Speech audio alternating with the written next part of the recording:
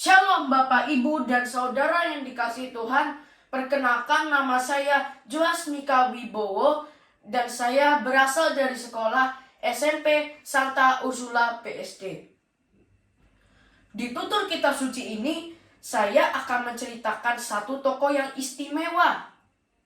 Ia adalah salah satu tokoh yang memiliki niat untuk belajar dari Tuhan meski sedang menghadapi tantangan yang sulit pada masa itu. Kira-kira nih, siapa ya tokoh yang akan dibahas di tutur kitab suci ini? Selamat mendengarkan. Pada suatu hari, hiduplah seorang laki-laki pemberani bernama Daud. Daud hidup di bangsa Israel bersama dengan 8 saudara laki-laki. Salah satunya Eliab, yang pada saat itu Eliab sangat iri pada Daud karena sifat pemberaninya itu. Isai, ayah dari Daud, menyuruh Daud dan berkata, "Ambillah beberapa roti dan gandum untuk kakak-kakakmu di perkemahan dan keju untuk semua prajurit. Beritahukanlah kepadaku apakah mereka semua selamat di medan pertempuran." Daud pun menjawab dengan lembut, "Akan aku laksanakan, ayah." Pagi hari pun tiba dan Daud segera pergi ke medan pertempuran. Di sana terdapat bangsa Israel dan bangsa Filistin berbaris berhadapan dengan rapi.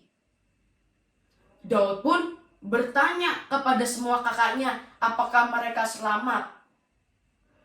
Namun selagi berbicara, datanglah raksasa bernama Goliat. Ia adalah orang Filistin yang berasal dari Gad. Setelah melihat tampak yang menyeramkan itu, bangsa Israel melarikan diri ketakutan. Salah satu dari rakyat Israel itu berkata kepada Daud, "Tidak bisa kau melihat bahwa Goliat sedang mengejek bangsa Israel? Jika seseorang mengalahkannya, ia akan mendapatkan kekayaan oleh raja, anak perempuan dari raja, dan keluarga dia bebas dari pajak di Israel." Daud pun bertanya kepada rakyat Israel itu, "Lalu apa yang telah dilakukan jika orang yang telah mengalahkan Goliat itu?"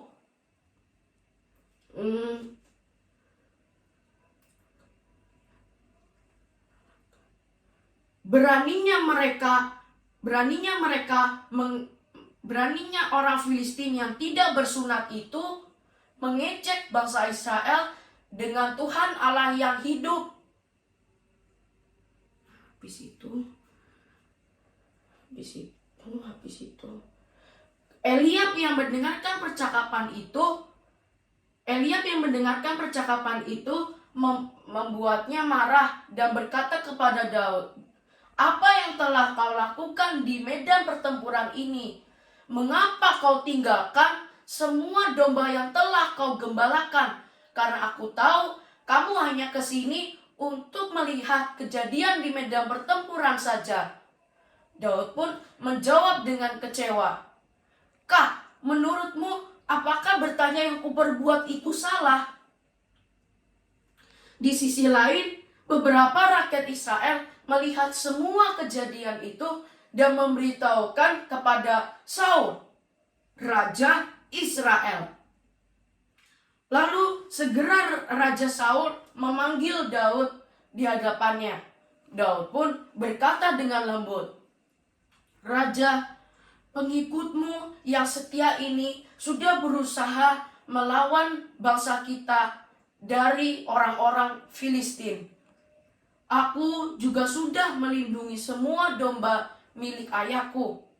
Ketika ada singa maupun beruang datang, aku berusaha menyerang dan akhirnya membunuh hewan itu. Orang Filistin yang tidak bersunat itu bagaikan singa dan beruang yang aku bunuh sebelumnya." Semua ini berkat Tuhan yang telah melindungi aku dari cakaran binatang buas dan orang-orang Filistin itu. Mendengar perkataan itu, Saul pun berkata dengan gembira, "Pergilah, Tuhan memberkatimu." Tak lama setelah itu, Daud pun dipersilakan untuk memakai baju dan alat perang. Namun, baju dan alat perangnya tidak cocok dan terlalu besar untuk Daud. Pada saat itu juga, Daud mengambil tongkat miliknya, 5 batu dari sungai, dan ketapel yang dipegang olehnya. Ia pun segera pergi ke tempat para prajurit Filistin. Semua orang Filistin melihat Daud dan berkata, "Kami semua adalah orang jahat, sedangkan kau hanya membawa tongkat." Mereka pun mengejek dan menertawakan Daud karena Daud hanyalah anak kecil dan mukanya yang kekanak-kanakan. Mendengarkan semua perkataan itu, Daud pun berkata dengan ekspresi yang marah, "Hadapilah aku, maka dagingmu akan aku jadikan makanan bagi para burung dan binatang-binatang lain." Lalu Daud pun berkata lagi, "Engkau menyerangku dengan pedang tajam dan perisai, sedangkan aku menyerangmu dengan nama Tuhan semesta Allah. Hari ini juga aku akan memberikan mayatmu ke binatang buas, agar semua orang tahu bahwa Israel memiliki Allah." Saat Goliat menyerang, segera diambillah batu yang dimiliki Daud, lalu dilemparkannya ke arah Goliat.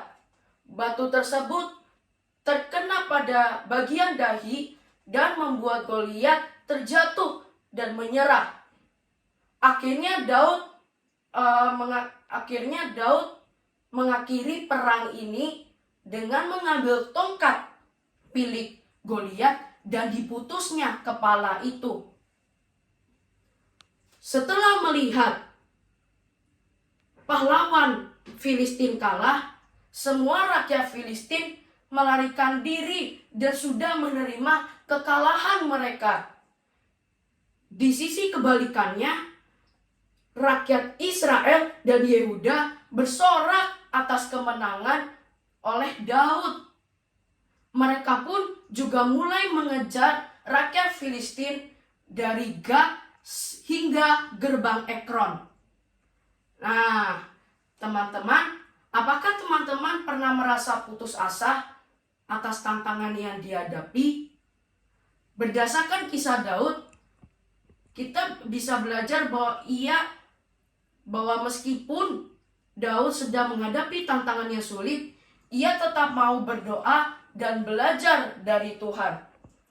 Maka dari itu, kita semua sebagai individu harus selalu berdoa kepada Tuhan agar diberi perlindungan dan berkat yang melimpah.